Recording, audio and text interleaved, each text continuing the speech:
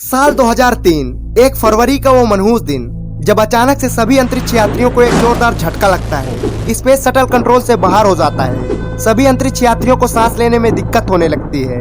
इससे पहले कि अंतरिक्ष यात्री कुछ समझ पाते, सब कुछ उनके हाथ से निकल चुका होता है। इस घटना में 6 विदेशी यात्रियों के साथ कल्पना चावला भी मौजूद थी। आखिर उस दिन स्पेस शटल में ऐसा क्या हुआ कि अंतरिक्ष यात्रा में गए सभी लोग फिर कभी वापस धरती पर नहीं आए? चलिए डिटेल में समझते हैं। 17 मार्च 1962 ये वो दिन था जब हरियाणा के करनाल में जन्म होता है कल्पना चावला का। जब कल्पना चावला 8 वर्ष की हुई तभी से इनका ध्यान अंतरिक्ष संबंधी विषयों पर जाने लगा, जिसके चलते इन्होंने अपनी शुरुआती पढ़ाई टैगोर बाल निकेतन से पूरी की और बैचलर के लिए पंजाब इंजीनियरिंग कॉलेज को चुना, जहां से 1976 में कल्पना ने अपनी एरोनॉटिकल इंजीनियरिंग पूरी की। जिसके बाद 1982 में वो अमेरिका चली गयी और वहां जाकर उन्होंने यूनिवर्सिटी ऑफ टेक्सास से अपनी मास्टर डिग्री पूरी की और साल 1988 में यूनिवर्सिटी ऑफ कोलोराडो बोल्डर से एरोस्पेस इंजीनियरिंग में पीएचडी की और नासा के साथ काम करना शुरू कर दिया। इसी बीच इन्हें अमेरिका की नागरिकता प्राप्त हुई, जिसके बाद साल 1994 में इन्हें अंतरिक्ष यात्री के 15वें समूह में शामिल कर लिया गया। कल्पना की काबिलियत देखते हुए नासा ने 1996 में अपने पहले स्पेस मिशन के लिए उन्हें सेलेक्ट किया, जिसके बाद 19 नवंबर 1997 को कोलंबिया स्पेस शटल ने अमेरिका की कैनेडी स्पेस सेंटर से अपनी उड़ान भरी, जिसमें कल्पना समेत 6 क्रू मेंबर सवार थे। इस मिशन का नाम STS-87 रखा गया। इस मिशन के दौरान सभी अंतरिक्ष यात्रियों ने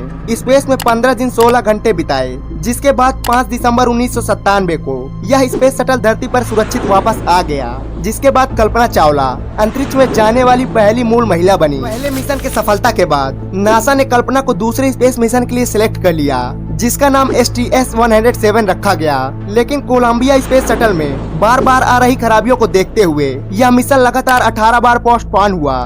2 साल तक स्पेस शटल की तमाम खामियों को ठीक करने के बाद फाइनली 16 जनवरी 2003 को कोलंबिया स्पेस शटल ने फ्लोरिडा के कैनेडी स्पेस सेंटर से अपनी 28वीं उड़ान भरी, जिसमें कल्पना समेत 7 यात्री सवार थे। इस मिशन के दौरान पूरे 15 दिन 22 घंटे और 20 मिनट स्पेस में रहने के बाद 1 फरवरी 2003 को जब यह शटल धरती के वायुमंडल की तरफ बढ़ रहा था, तभी स्पेस शटल सवार अंतरिक्ष यात्रियों को एक जोरदार झटका लगता है, जिसके बाद उन्हें सांस लेने में दिक्कत होने लगती है। इसके पहले कि वो कुछ समझ पाते, वो बेहोश हो गए। बेहोश होने के बाद उनके शरीर का तापमान बढ़ गया, जिससे उनका खून उबलने लगा और शटल ब्लास्ट होने से पहले ही उनकी दर्दनाक मौत हो गई। जिसके बाद शटल धरती पर पहुंचने मात्र से ही ब्लास्ट हो गया। इस घटना के कारणों की जांच के लिए नासा ने अंतरिक्ष शटल उड़ानों को अगले 2 साल से अधिक समय के लिए निलंबित कर दिया।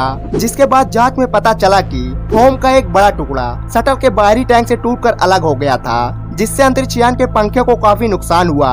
यहाँ तक कि बाद में ये भी पता चला कि अंतरिक्ष यान के बाहरी पंखे पर बने छेद से बाहरी वायुमंडलीय गैसें शटल के अंदर आ गई थी, जिसके चलते सेंसर खराब हो गए थे। आखिर में कोलंबिया सभी अंतरिक्ष यात्रियों के साथ नस्ता नाबूद हो गया। कहानी यहीं पर खत्म नहीं हुई। इस हादसे के 10 साल बाद यानी 17 जनवरी 2013 को कोलंबिया के प्रोग्राम मैनेजर वेन हेल ने एक चौंकाने वाला खुलासा किया। उनके मुताबिक यह पहले ही पता चल गया था कि ये स्पेस शटल सुरक्षित धरती पर वापस नहीं आएगा। बात हैरान करने वाली है, लेकिन सच है। अंतरिक्ष यात्रा के हर पल मौत के साए में स्पेस वॉक करती कल्पना चावला और उनके 6 साथी, जिन्हें इसकी भनक तक नहीं लगने दी गई कि वो सुरक्षित धरती पर वापस नहीं आ सकते। वो जी जान से अपने मिशन में लगे रहे, पल पल की जानकारी नासा को भेजते रहे, लेकिन बदले में नासा ने उन्हें ये तक पता नहीं लगने दिया कि वो धरती छोड़कर हमेशा हमेशा के लिए वापस जा चुके हैं। उस वक्त सवाल ये था कि आखिर नासा ने ऐसा क्यों किया, जिस पर नासा के वैज्ञानिकों का कहना था कि वो नहीं चाहते थे कि अंतरिक्ष यात्रा में गए सभी यात्री अपना अंतिम समय घुट-घुट कर जिए। भारत की महान लाडली कल्पना चावला हमेशा हमारे दिलों में अमर रहेंगी। जय हिंद, जय भारत।